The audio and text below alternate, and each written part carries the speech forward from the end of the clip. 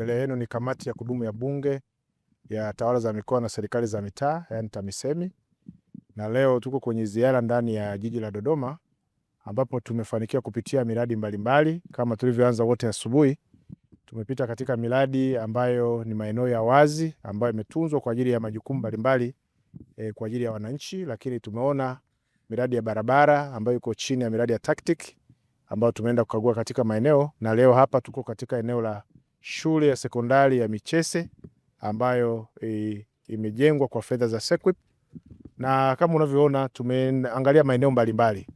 Swala la kwanza ambalo kama kamati tuendelee kumpongeza Rais Daktari Samia Suluhu Hassan kwa jinsi ambavyo ametoa fedha katika hiyo miradi yote. Tumeona kuanzia mwanzo ni kwamba ni maeneo ambayo yametumia fedha nyingi, lakini yote tunaona kwamba inaendelea vizuri na mingine inaendelea kuboreshwa zaidi ili kuweza kukidhi yale mahitaji ya Mheshimiwa Rais kwa wananchi wake.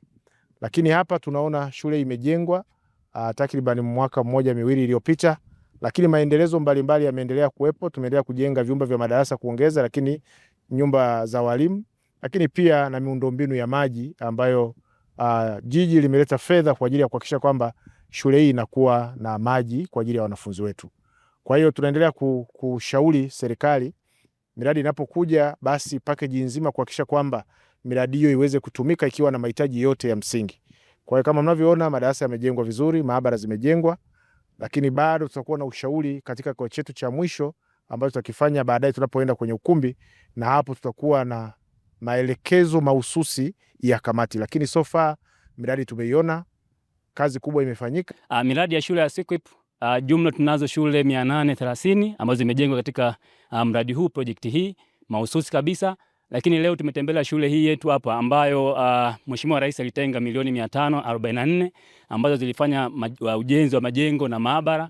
Pamoja na yote hayo, bado halmashauri ileta fedha kwa ajili ya kukamilisha miundombinu stahiki katika shule yetu. Lakini kama kamati imeelekeza baadhi ya maeneo, na bado tutaenda kwenye kikao cha ndani, tutaenda kucement ili kuhakikisha yale maeneo ambayo yanatakiwa kuendelea kuyawekea mkazo katika mradi huu ili ukalete tafsiri ya tabasamu kwa Watanzania, watoto wetu wapate mahala pa kujifunzia salama. Lakini kuna jambo moja kubwa ambalo hata kamati imepongeza, ile darasa la TEHAMA smart board pale, ubao ule smart hawatumii tena chaki.